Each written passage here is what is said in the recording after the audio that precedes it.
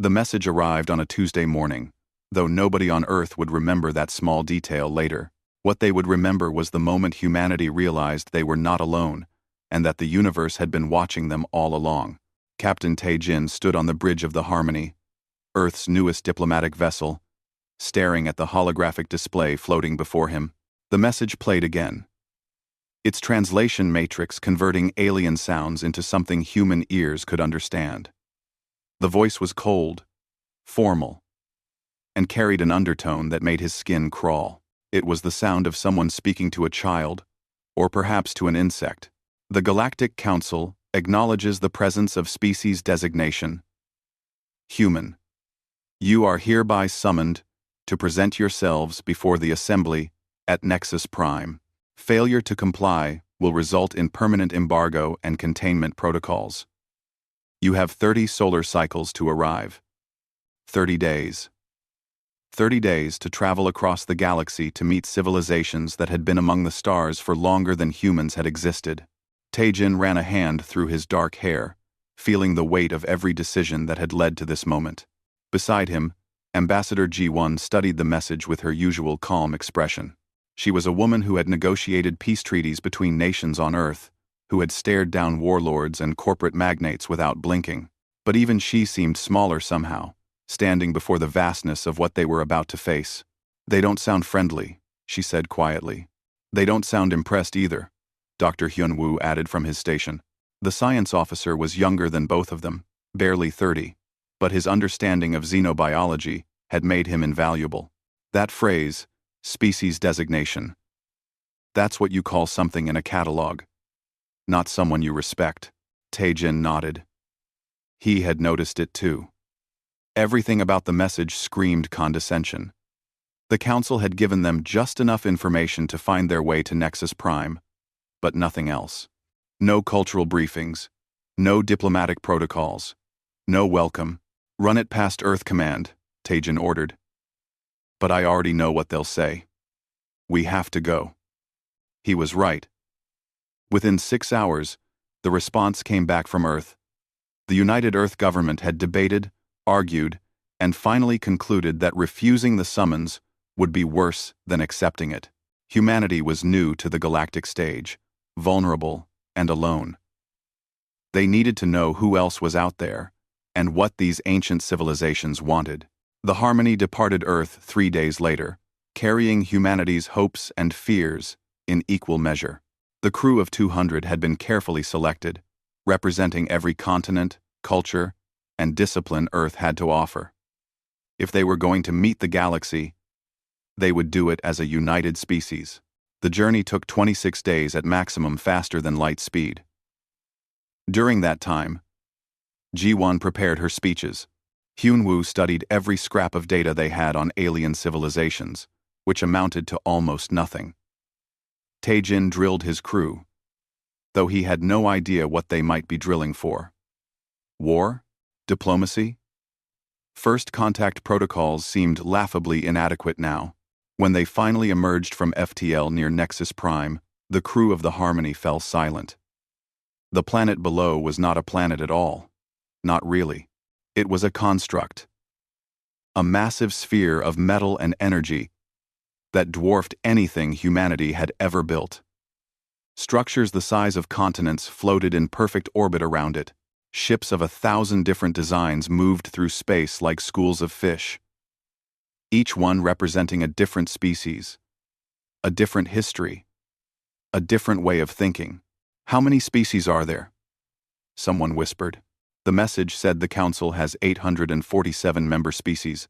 Hyun-woo replied, his voice barely steady. That's what we're looking at. 847 civilizations, all more advanced than us. They were guided in by automated systems that treated the Harmony like a toy boat in a harbor full of warships. The docking bay they were assigned was enormous, yet it was marked as a minor vessel accommodation zone. Tae-jin noted with grim amusement that even their parking space was an insult. The council chamber itself was beyond anything they had imagined. It was a perfect sphere, 5 kilometers in diameter, filled with floating platforms, where different species gathered according to their needs. Some swam in bubbles of liquid, Others existed as clouds of glowing particles. Some looked almost human, while others defied description entirely. The human delegation was shown to their platform, a simple disc of metal barely 10 meters across, positioned at the lowest point of the chamber. Every other species looked down on them, literally and figuratively. G1 felt hundreds of eyes, sensors, and awareness fields focused on them. As they took their positions, a voice echoed through the chamber, translated into every language simultaneously.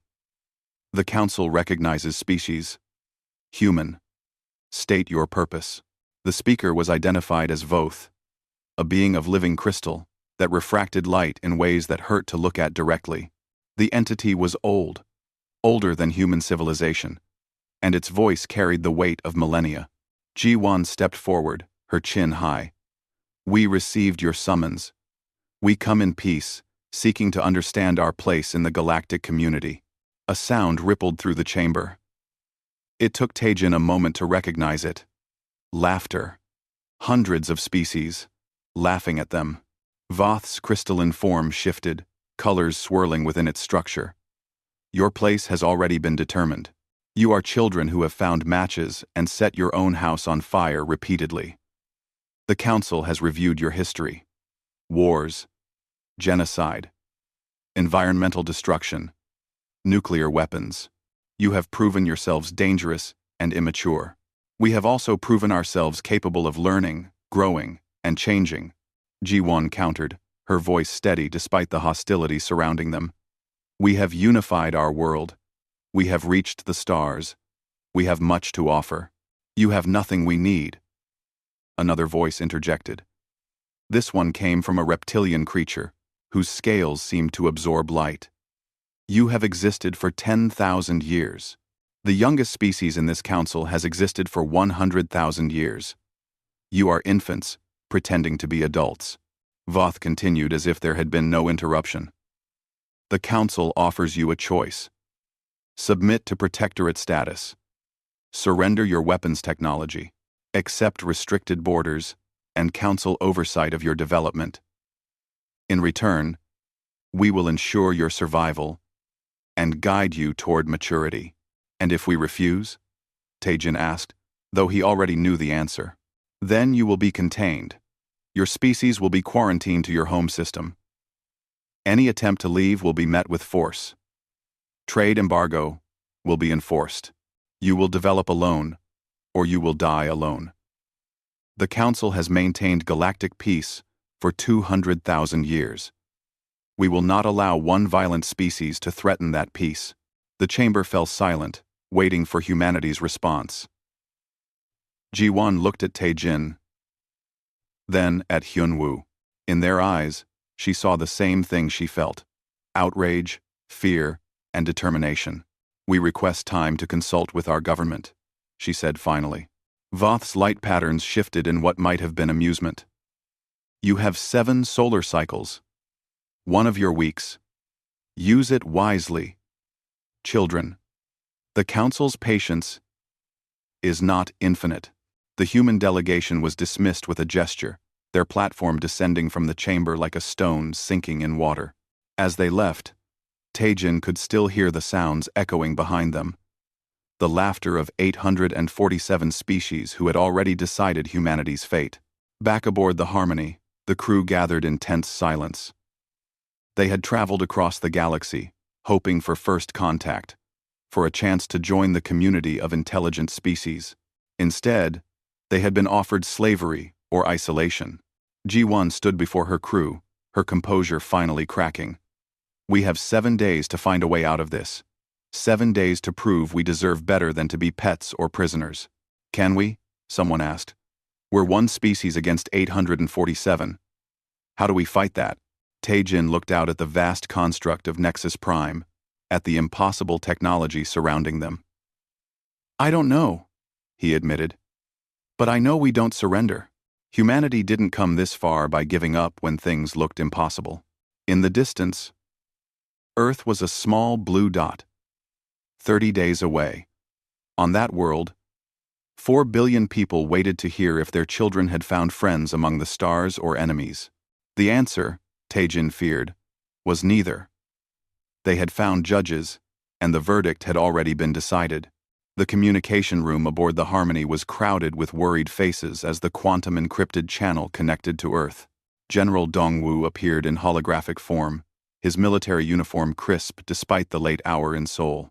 Around the table sat Ji-won, Taejin, and Hyun-woo, along with a dozen other senior staff members. "Tell me you have good news," Dongwu said, though his tone suggested he already knew better. "They've given us an ultimatum," Ji-won replied, her voice tired. "Become their subjects or become their prisoners. Those are our only options." The general's jaw tightened. On Earth, the United Government had been in continuous session since the Harmony's arrival at Nexus Prime. Every nation, every leader, every voice wanted to be heard. But in the end, the decision would come down to a simple question. Could humanity afford to say no? "The military assessment is clear," Dongwu said. "We can't win a war against them. We have 17 FTL-capable ships. They have millions. Our weapons technology is primitive compared to theirs. If they decide to enforce their containment, we can't stop them. So we surrender." Someone muttered. "No," Taejin said sharply. "We find another way. There has to be something we can offer, something that makes them see us as equals instead of children." Hyun-woo had been quiet during the meeting, his fingers dancing across his datapad. Now he looked up, his face troubled. "I found something in their database. They left it accessible. Probably didn't think we'd bother looking or understand what we found." "What is it?" Ji-won asked. "History. Council history." Hyun-woo transferred the data to the main display. "I started tracking species admission patterns over the past 200,000 years. There's a pattern, but it's not what you'd expect." The display showed a timeline, with species marked as they joined the Council. The pattern was clear. The rate of new admissions had been declining for millennia. In the first 100,000 years, thousands of species joined. In the last 50,000 years, fewer than 100. "Maybe they're running out of intelligent species to find," someone suggested. "Or maybe," Hyun-woo said quietly, "they're running out of species willing to join on their terms." He pulled up another file. "I found references to something called containment protocols, going back 70,000 years. These protocols were applied to 23 different species. Want to guess what happened to them?" The room fell silent. "Gone. Every single one. Their civilizations collapsed within a few thousand years of containment. Some destroyed themselves in civil wars. Others just faded away. Their technology failing. Their populations declining. The Council's records list them as extinct due to developmental limitations." "They killed them," Ji-won breathed. "Not directly, but they killed them anyway." "They choked them," Taejin corrected. "Cut them off from the galaxy, from trade, from new ideas. They let them suffocate in isolation." General Dongwu's hologram flickered as he processed this information. "This changes things. If we refuse, and they contain us, we're not just accepting isolation. We're accepting eventual extinction." "Then we don't refuse," Ji-won said suddenly. "We negotiate. We make them see that we have value as partners, not subjects." "How?" Taejin asked. "They've already made up their minds about us." "Then we change their minds. I'll request a formal hearing. We'll present our case directly to the full council. They gave us 7 days. We use every minute of it." The request was granted within hours, though the response carried the same condescending tone as before. The council would hear humanity's appeal. But the message was clear. This was a formality. Perhaps entertainment. Nothing more. Ji-won spent the next 3 days preparing. She studied every diplomatic technique, every persuasive argument, every cultural approach humans had developed over thousands of years. She would speak not just for Earth, but for the idea that newcomers deserved a chance to prove themselves. When the day came, the council chamber was even more crowded than before.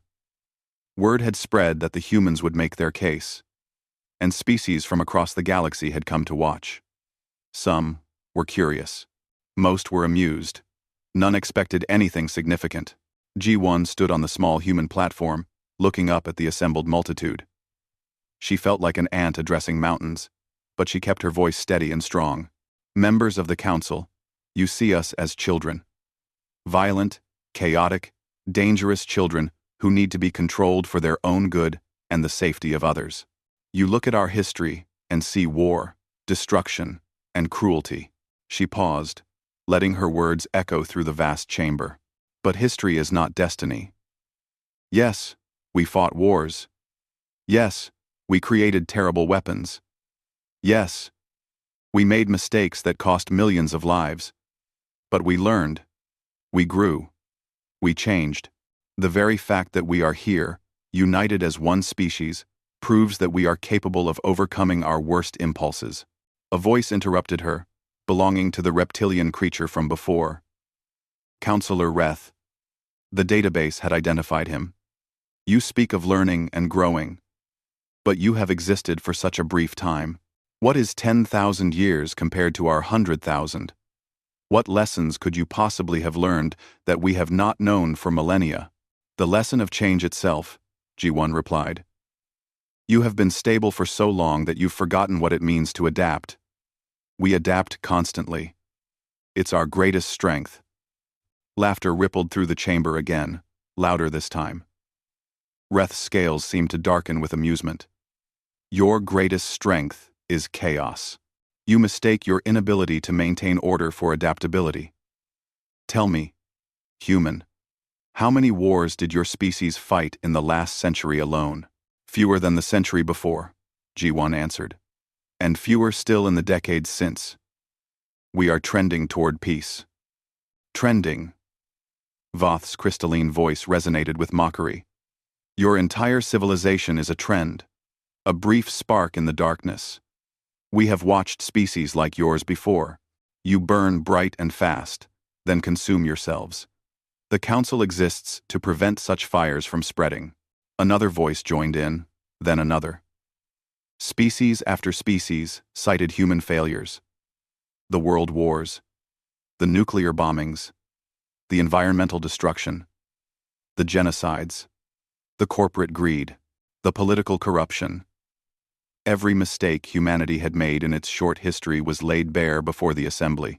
G1 fought back, citing human achievements: art, music, literature, science, philosophy.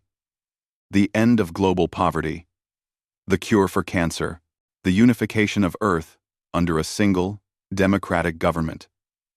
The development of FTL travel in a fraction of the time it took other species. But for every achievement she named, the Council found 3 failures. For every success, they pointed to 10 disasters. They were not here to be convinced. They were here to confirm what they already believed. Finally, Voth silenced the chamber with a gesture. Enough. We have heard your words, young human. They are the words every juvenile species speaks when confronted with their inadequacy. We are special. We are different.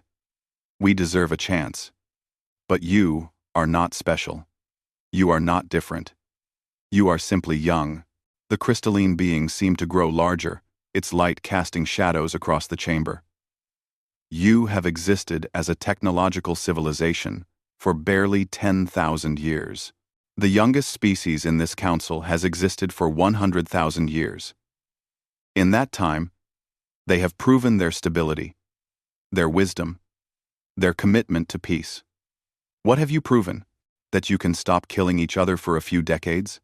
That you can fly between stars without destroying yourselves immediately? You are children playing with fire, Voth continued, and G1 felt the words like physical blows.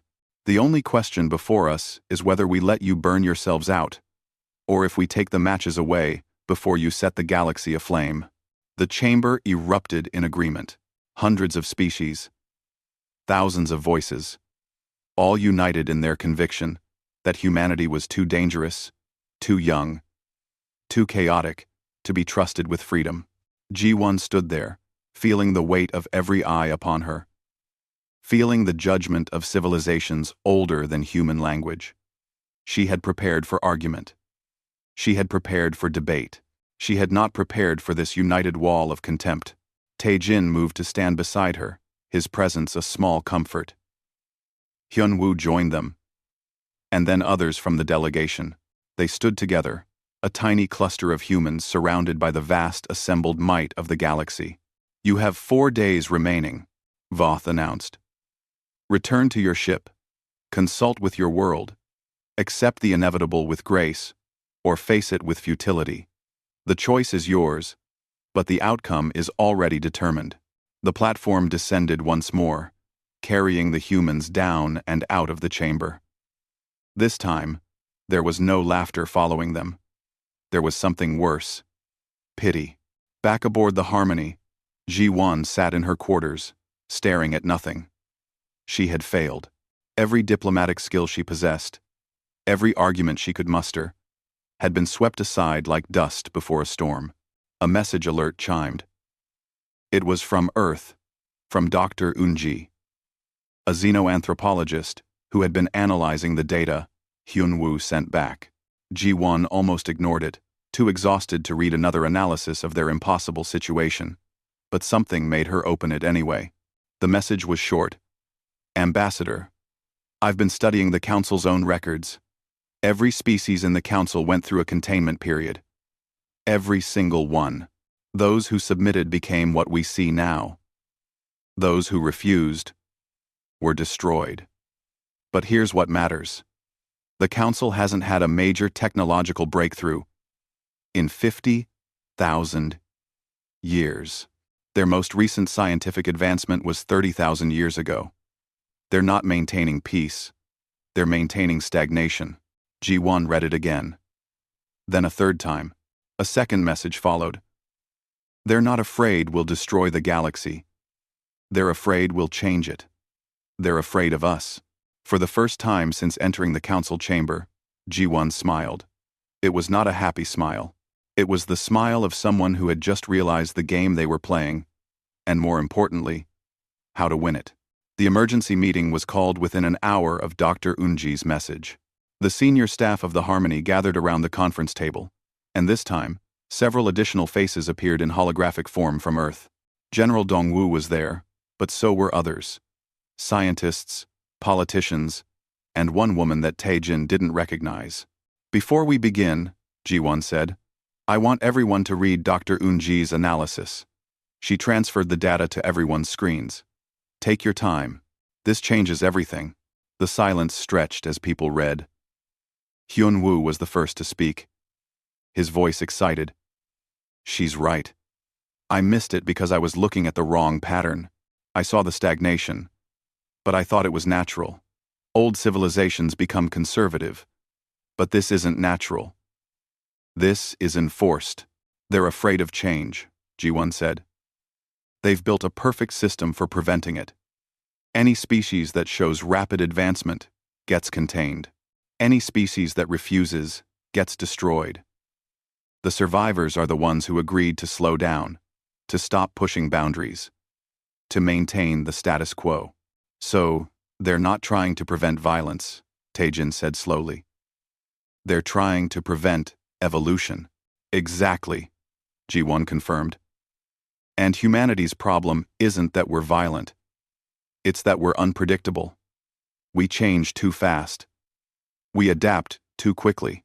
We're everything they've spent 200,000 years trying to eliminate from the galaxy." General Dongwu's hologram leaned forward. "If that's true, then we can't win by playing their game.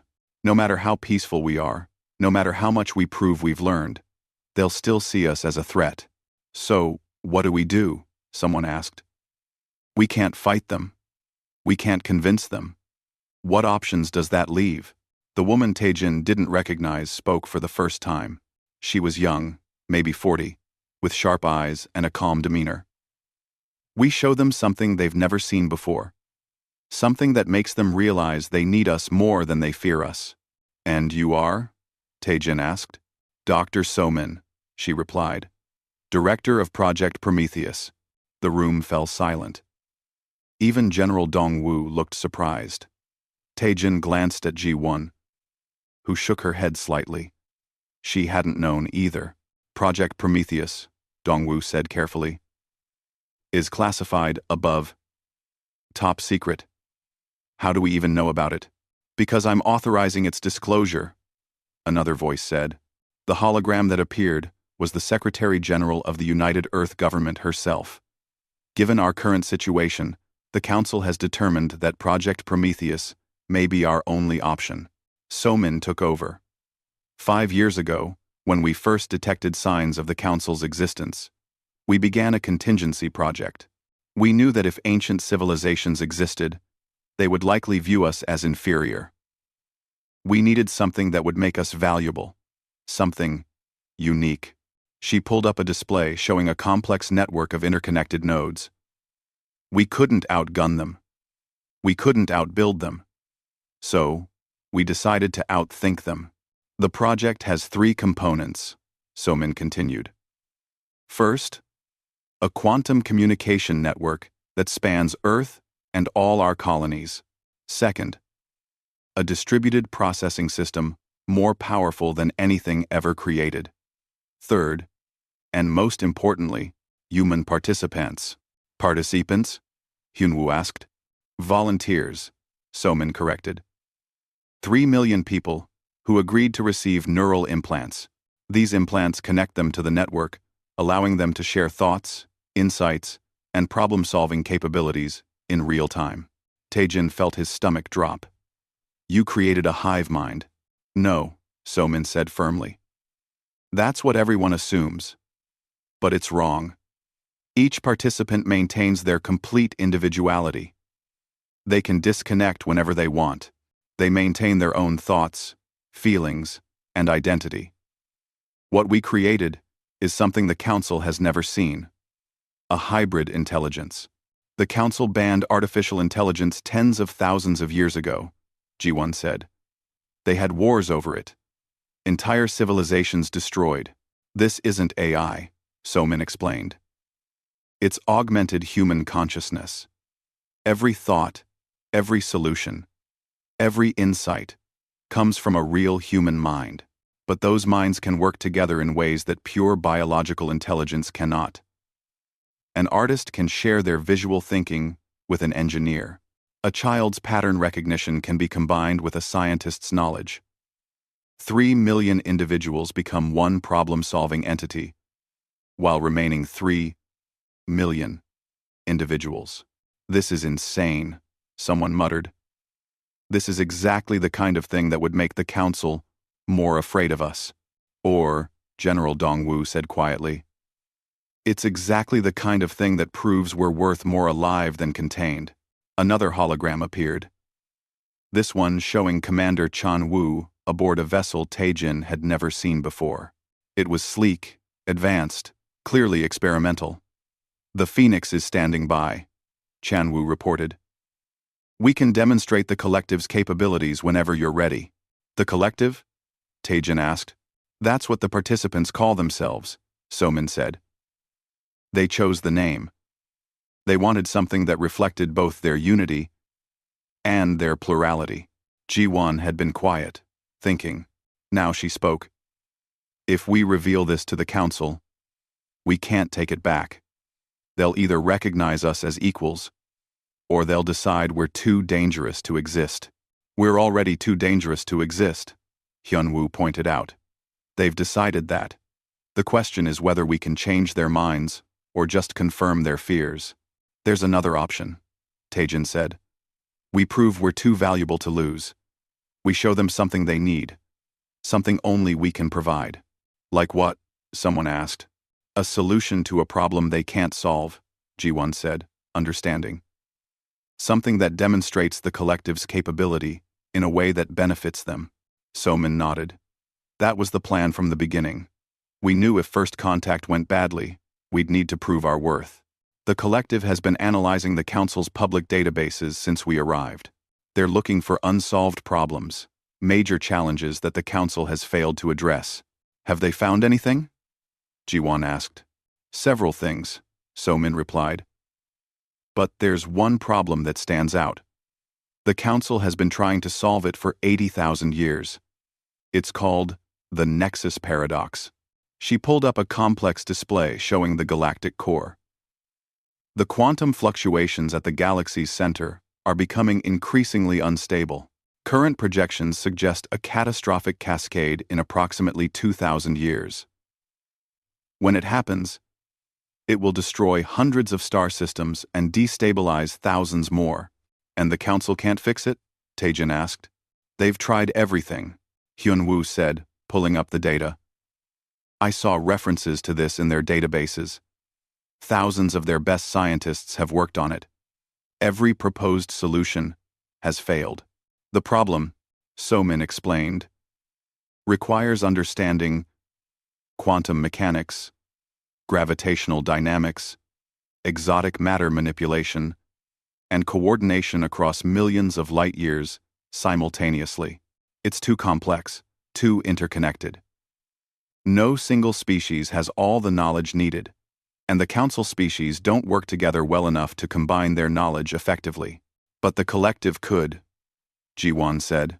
The collective already has, Somin replied, and her smile was fierce. We gave them the problem 3 days ago. They produced 7 different, viable solutions. We've been waiting for the right moment to present them. The room erupted in excited conversation.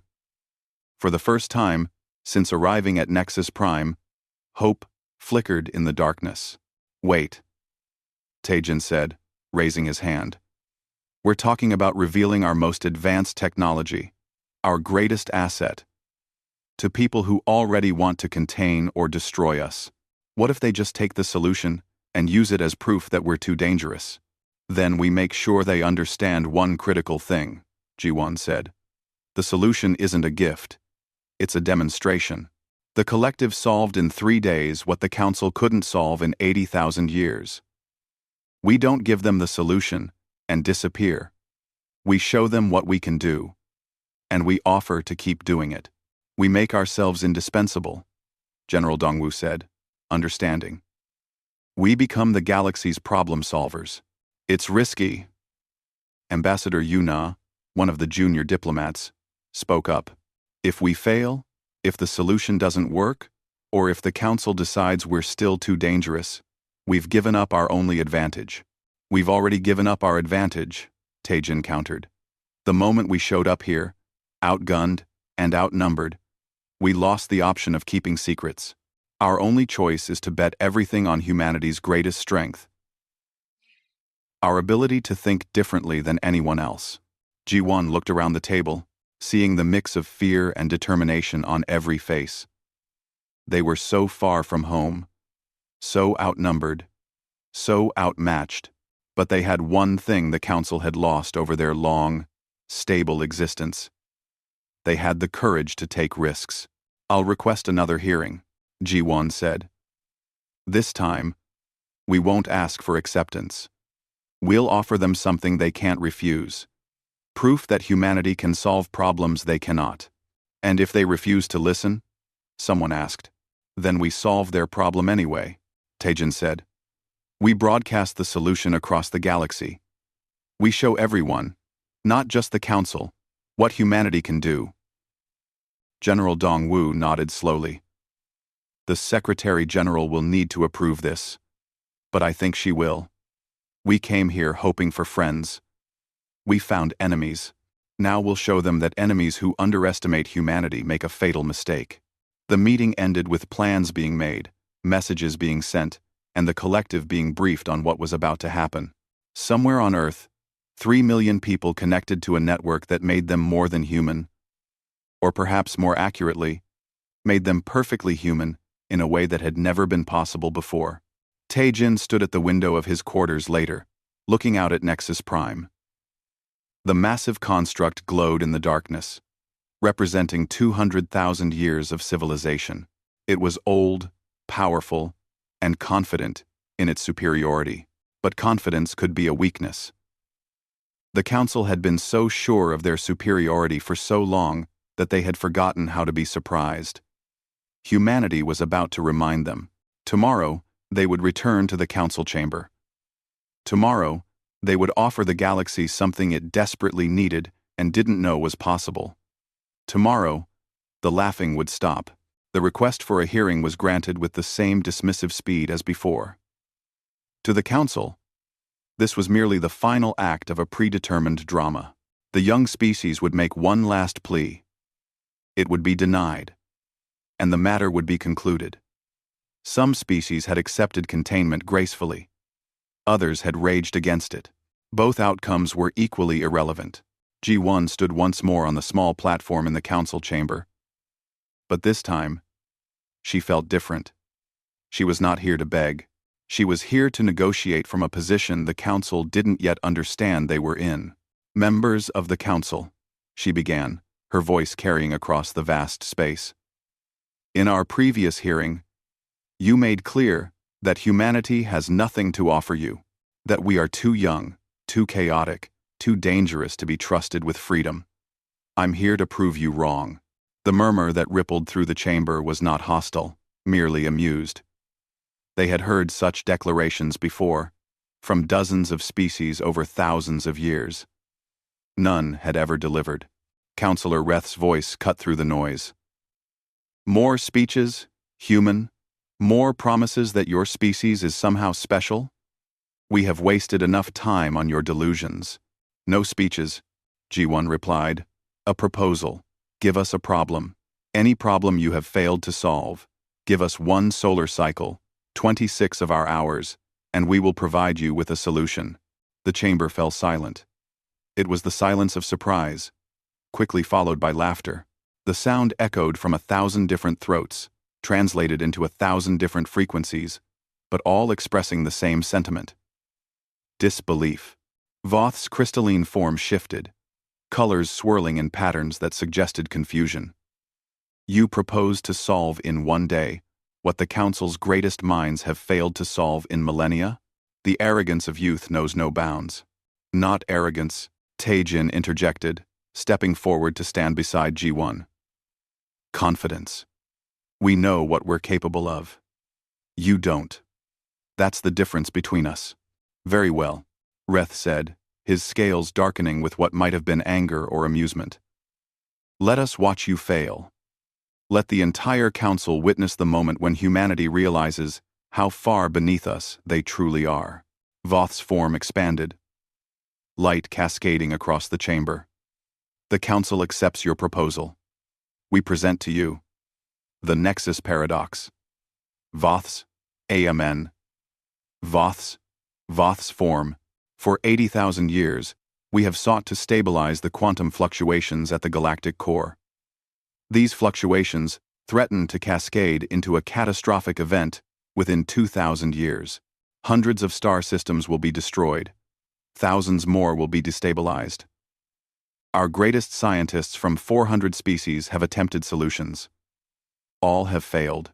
A holographic display materialized in the center of the chamber, showing the galactic core in stunning detail. The quantum fluctuations were visible as ripples in space-time, growing larger with each passing century. Data streamed alongside the visual, equations so complex they made Taejin's head hurt just looking at them. "You have one solar cycle," Voth announced. "The council will reconvene in 26 hours. Attempt your miracle, young humans. We shall wait with great anticipation." The platform descended, carrying the human delegation out of the chamber. Behind them, the sound of laughter followed once more. But this time, G1 heard something else beneath it. Curiosity. Some members of the council, at least, wanted to see what would happen. Back aboard the Harmony, the team assembled in the communications room. Dr. Somin's hologram was already waiting, and beside her appeared dozens of other faces. Scientists, engineers, artists, philosophers, children, grandparents. 3 million people connected across the quantum network, ready to become something greater than themselves. "Collective," G1 said formally. "We need your help." A voice answered, but it was not one voice. It was many voices speaking in perfect harmony, individual yet unified. We have been watching. We have been preparing. We saw the data as it was presented. We are ready. Hyun-woo transferred the complete data package to the network. This is everything the Council has on the Nexus Paradox. 80,000 years of research, thousands of attempted solutions, all the relevant physics and mathematics. We see it, the collective replied. We understand the problem. The Council's approach has been fragmented. Each species contributed their expertise separately, but true integration never occurred. They are like musicians playing different songs simultaneously, wondering why the result is noise. Can you solve it? Taejin asked. There was a pause, though it lasted only seconds. To 3 million minds working in parallel, it might as well have been hours. We can provide multiple solutions, each viable, each elegant. We can show them 7 different ways to save their galaxy. The work began. Aboard the Harmony, the crew watched in awe as data flowed through their systems. The collective was not just calculating, they were creating. Artists visualized the quantum fluctuations in ways that made the mathematics intuitive. Children recognized patterns that adults had overlooked because they were too obvious. Engineers proposed mechanisms. Philosophers reframed the fundamental questions. A physicist in Tokyo noticed that the fluctuations followed a rhythm similar to ocean waves. A musician in Lagos suggested treating the problem like harmonics. A mathematician in Buenos Aires saw connections to fractals. A child in Mumbai asked why they couldn't just push back against the fluctuations the way you push back against wind. Each insight was small, but together they formed a symphony. The collective synthesized, refined, and evolved the solutions in real time. What the Council had failed to accomplish in 80,000 years, 3 million humans were accomplishing in less than a day. 16 hours into the cycle, So-min reported. We have our solutions. 7 different approaches, each one verified through multiple independent calculations. We're ready to present. We. Show them to me first, Ji-won requested. The solutions appeared on the screen, and even someone without advanced physics training could see their elegance. The first solution involved using controlled gravitational waves to dampen the fluctuations. The second used exotic matter to create a stabilizing field. The third was a series of quantum anchors placed in strategic locations. Each solution was different. Each had its own advantages and challenges, but all of them would work. This is incredible, Hyun-woo breathed. Any one of these would revolutionize our understanding of large-scale quantum mechanics. The Council will verify them, Taejin warned. They'll look for any flaw, any mistake. Are you certain? We are certain, the collective replied. But we also included something else. We identified why the Council failed. Their species have become so specialized over millennia that they literally cannot think in cross-disciplinary ways anymore. Each species contributed their expertise, but none could bridge the gaps between different fields. They needed someone who could see the whole picture, and they have no one who can do that anymore. 8. Ji-won smiled. It was perfect. The solutions themselves would prove humanity's capability, but the analysis of the Council's failure would prove something even more important. That the Council needed humanity. The 26 hours elapsed. The human delegation returned to the Council chamber. And this time, the atmosphere was different. The mockery was gone, replaced by curiosity, and in some cases, hostility. They had given the humans an impossible challenge, and the possibility that it might not be impossible made some members very uncomfortable. Ji-won took her place on the platform. Members of the Council, we have completed our analysis of the Nexus Paradox. We are ready to present our findings. Ji-won Welvo. Proceed, Voth said, and there was no amusement in the crystalline being's voice now. The holographic display activated, showing the first solution. So-min appeared beside Ji-won, her hologram projected from Earth. She began to explain, walking the council through the mathematics, the physics, the engineering requirements. She spoke clearly, concisely, making complex concepts accessible without being condescending. The council's verification systems began checking the calculations in real time. The results appeared on subsidiary displays throughout the chamber. Valid, viable, functional. So-Min moved to the second solution, then the third. With each one, the chamber grew quieter. Species who had been dismissive now leaned forward, studying the data intently. The verification systems continued to confirm. Every solution worked. By the time So-Min presented the seventh solution, the silence in the chamber was absolute. 847 species, representing 200,000 years of combined knowledge, were confronted with something they had not experienced in millennia: genuine surprise. "These solutions are verified," Voth announced, and the crystalline being's light patterns seemed subdued. "The mathematics are sound. The physics are correct. The engineering is elegant. But how?" Reth demanded.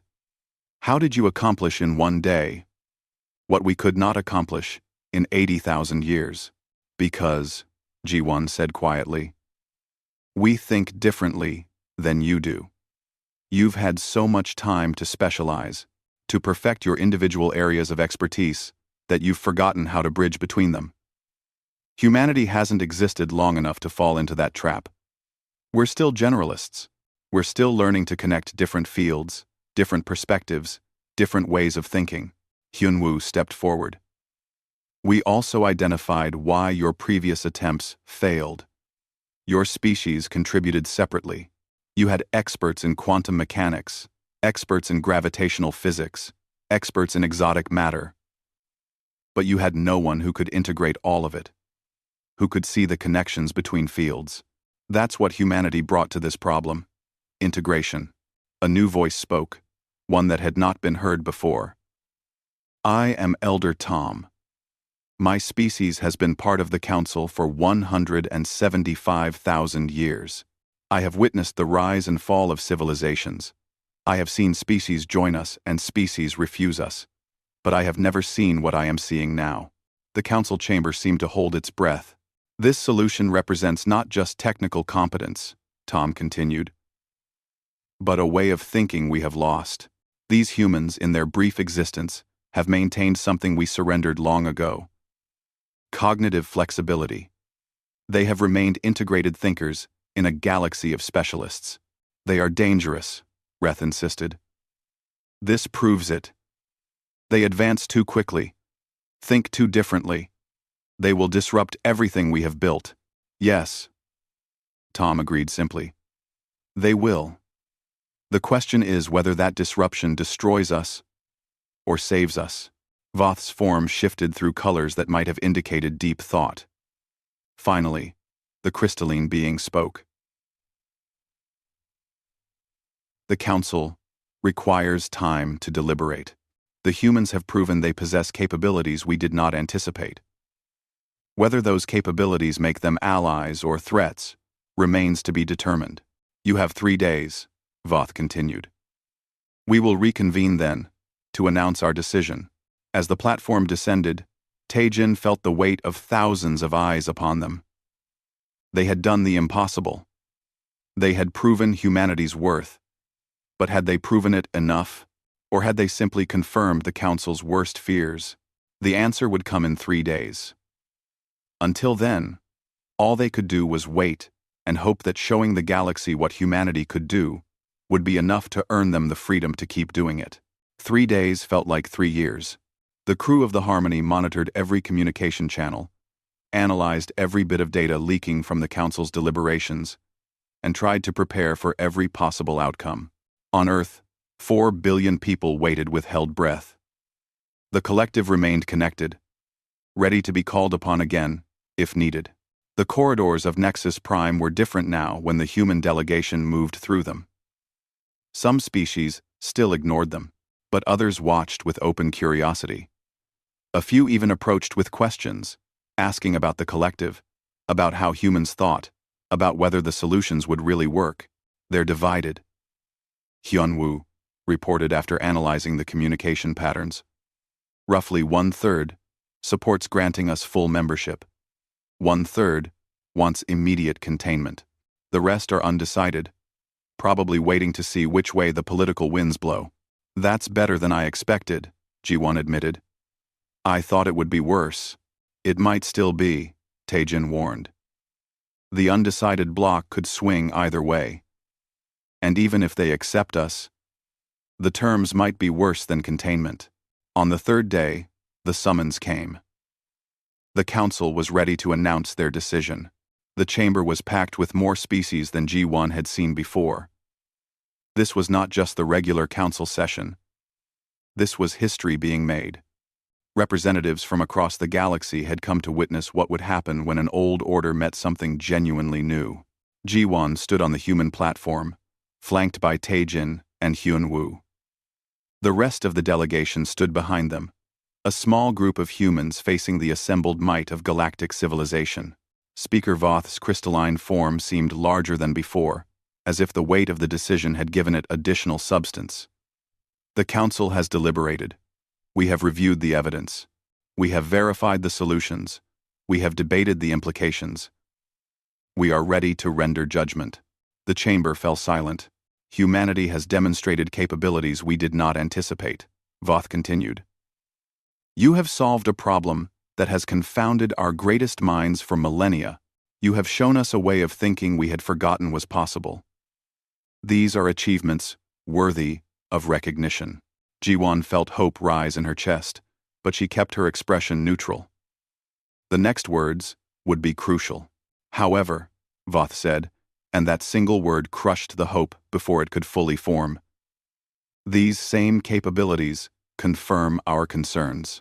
Your cognitive flexibility, your rapid advancement, your ability to integrate disparate fields of knowledge, these are precisely what makes you dangerous. You do not think like us. You do not operate within established frameworks. You are chaos, given form. Counselor Reth stepped forward, his scales gleaming. I move for immediate containment. These humans have proven they are too unpredictable, too innovative, too disruptive to be allowed unrestricted access to the galaxy. They must be controlled for the good of all. I second the motion, another voice called, then another. The chamber erupted in debate, species arguing over humanity's fate as if humans were not present to hear their own judgment being decided. Taejin leaned toward Ji-won. We're losing them. But Ji-won was watching Elder Tom, who had remained silent throughout the debate. The ancient being had not moved, had not spoken, but there was something in its posture that suggested it was waiting for the right moment. Finally, Tom spoke. The chamber fell silent immediately. Tom's species was one of the oldest in the council, and when it spoke, others listened. I have been part of this council for 175,000 years, Tom said.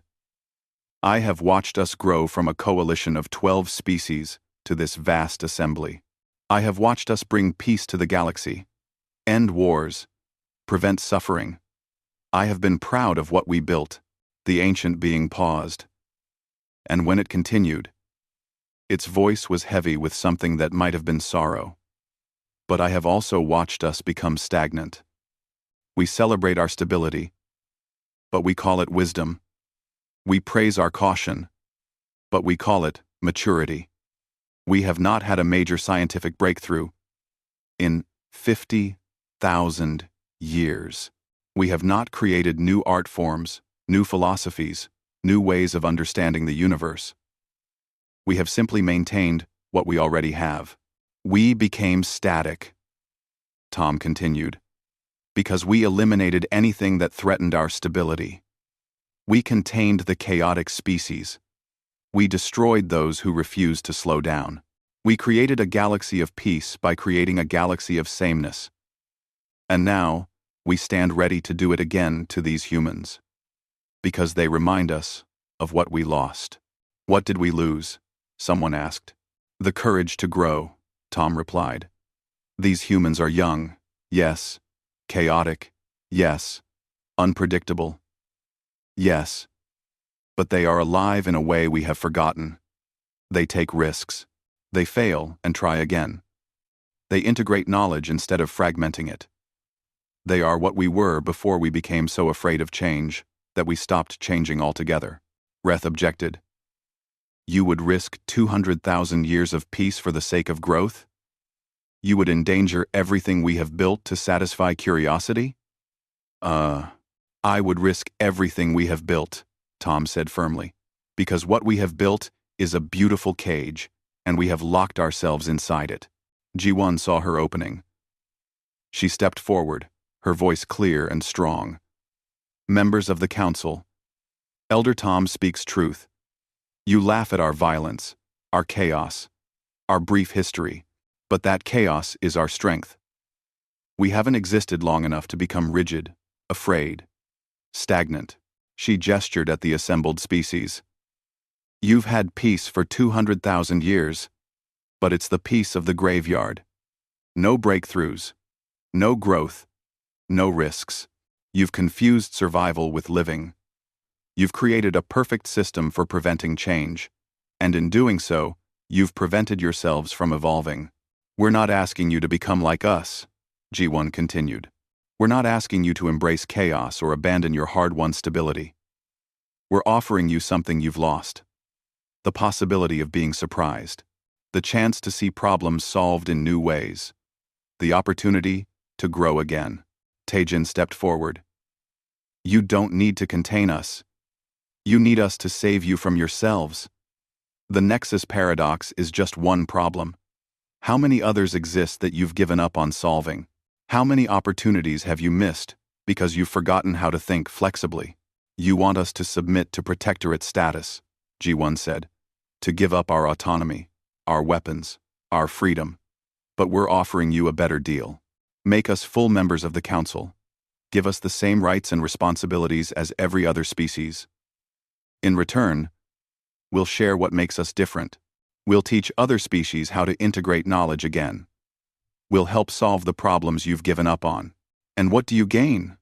Voth asked. What every species wants. Ji-won replied. The freedom to grow, to explore, to become what we can be. You want to control us because you fear we'll disrupt your peace. We're telling you that some disruption might be exactly what the galaxy needs. The chamber erupted in argument again. Species shouted across the void, some supporting humanity, others condemning them, most still uncertain. The debate raged for hours, positions hardening and softening, alliances forming and breaking. Finally, Voth called for a formal vote. The question before the council: shall humanity be granted provisional membership with full rights and responsibilities, contingent upon their sharing of the collective technology with other species who wish to learn? Or shall humanity be placed under containment protocols for the safety of the galaxy? The vote was called. Species after species cast their decision. Ji-won watched the tally climb, her heart pounding. It was close. Too close. The numbers shifted back and forth as votes were recorded. In the end, humanity's fate came down to 17 species. 17 votes out of 847 would determine whether humans would be free or prisoners. The final tally appeared: 432 in favor of membership, 415 in favor of containment. Humanity had won by 17 votes. Voth's crystalline form pulsed with light. The council has spoken. Humanity is granted provisional membership. You will have full rights to travel, trade, and establish colonies throughout council space. In return, you will share your collective technology with any species that requests it, and you will assist the council in solving critical problems that have remained unsolved. This provisional status will be reviewed in 50 standard years, Voth continued. If humanity has proven itself a constructive member of the galactic community, full permanent membership will be granted. If humanity has proven itself dangerous or disruptive beyond acceptable parameters, containment protocols will be implemented. It was not a complete victory. It was not the unconditional acceptance Ji-won had hoped for. But it was freedom. And it was a chance. That was more than she had expected when they first arrived at Nexus Prime. "We accept the Council's terms," G1 said formally. "Humanity looks forward to proving ourselves worthy of the trust you have shown us." As the human delegation left the chamber, the reaction was mixed. Some species offered congratulations. Others turned away in disgust. Most simply watched, waiting to see what would happen next. Back aboard the Harmony, the crew celebrated with cautious optimism. They had achieved the impossible. They had forced the galaxy to recognize humanity as equals. But the hard part was just beginning. 50 years, Tae-jin said, looking at the assessment reports. "Or 50 years to revolutionize everything," Hyunwoo countered. "Some of the Council species have already requested information about the collective. They want to learn. They want to grow again." G1 stood at the window, watching Nexus Prime recede as the Harmony prepared for departure. They were not returning to Earth. Not yet. The first species to request humanity's help had sent coordinates. A dying civilization on the edge of Council space. A people who had forgotten how to dream and wanted humanity to teach them again. "Do you think we did the right thing?" Ambassador Yuna asked quietly. "We've committed humanity to being the galaxy's problem solvers. That's a heavy burden." "It's better than being the galaxy's prisoners," G1 replied. "And maybe, just maybe, we'll help them remember what they lost. The Council called us chaotic, dangerous, disruptive. But maybe disruption is exactly what a galaxy this old needs." In the quote, on Earth, the news was spreading. Humanity had gone to the stars, expecting to find friends or enemies. Instead, they had found something more complex. A civilization that had forgotten how to change, and humans were about to remind them. The collective remained connected, 3 million minds ready to face the challenges ahead. They had saved the galaxy once. Now, they would help it learn to save itself. As the Harmony jumped to FTL, carrying humanity's representatives toward their first assignment, Tae-jin raised a glass. "To the future," he said. "May we never forget what it means to be unpredictable." "To humanity," Ji-won added. "May we always remember that chaos, when organized through cooperation, becomes innovation." They clinked glasses, a small sound lost in the vastness of space. Behind them, the Galactic Council continued its eternal deliberations. Now, with one new member. A young, chaotic, unpredictable species that had done the impossible. The Council had laughed when humanity arrived. They had mocked humanity's claims of being special. They had prepared to contain or destroy another violent species. But humanity had struck back with something far more devastating than weapons. Ideas. Innovation. Integration. The ability to see connections that ancient civilizations had forgotten existed. The galaxy would never be the same. And that, Ji-won thought with a smile, was exactly the point. Somewhere in the depths of the collective network, 3 million humans shared a single thought. The real work begins now. The story of humanity's place in the galaxy was just beginning. They had earned their seat at the Council through brilliance and boldness. Now they had to prove they deserved to keep it. It would be the work of generations, the challenge of centuries. But if there was one thing humanity had proven, it was that they were very good at achieving the impossible. The Galactic Council had laughed until Earth's secret weapon struck. And that weapon was not technology or firepower. It was something far more powerful. The human ability to adapt, to integrate, to grow, and most importantly, to never stop trying to become better than they were. In a galaxy that had forgotten how to change, humanity would be the catalyst for evolution. Not through force, but through example. Not through conquest, but through cooperation. The future was uncertain, dangerous, and full of challenges. In other words, it was exactly the kind of future that would make humanity thrive.